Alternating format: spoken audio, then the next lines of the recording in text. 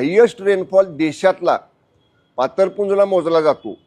तर जरी ते व्याघ्र प्रकल्प वगैरे असला तरी सुद्धा आपल्याला टुरिझमच्या दृष्टीनं पर्यटक कसे आकर्षित होतील, कारण हे ठिकाण तसं हिडन आहे, म्हणजे अजून बऱ्याचशा लोकांना त्याची माहिती नाही।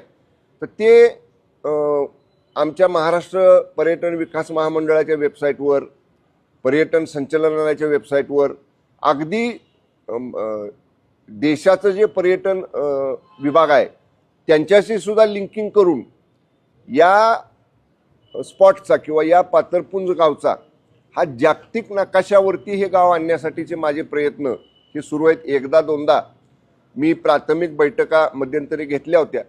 मी सुदैवानं जिल्ह्याचा पालकमंत्री देखील असल्यामुळं जिल्हा पर्यटन विकास आराखड्यामध्ये, राज्य पर्यटन विकास आराखड्यामध्ये असं जॉईंटली इको टुरिझम म्हणजे वन विभागाचं पर्यटन आणि आमचं पर्यटन विभाग या दृष्टीनं पातरपुंजला लोकांनी पाऊस, हेवी रेनफॉल विशेषतः आमच्याकडे जून जुलै 15 ऑगस्टपर्यंत हे 2.5 महिने खूप मोठा पाऊस असतो। तर या 2.5 महिन्यात लोकांना तिथं जाता येईल, तिथला मोठा पाऊस अनुभवता येईल, तिथलं निसर्ग पाहता येईल आणि तिथली जी खाद्य संस्कृती आहे, म्हणजे तिथं लोक खेड्यातच राहणारी आहेत, म्हणजे अगदी जुन्या कौलारू घरांमध्ये राहणारी, मातीनं लेपलेल्या भिंती असणारी ही ग्रामीण संस्कृती आहे।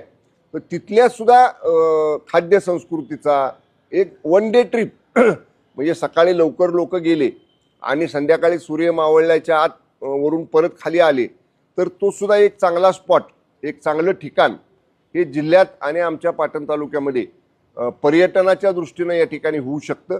तर त्या दृष्टीनं माझे या ठिकाणी प्रयत्न सुरू आहेत।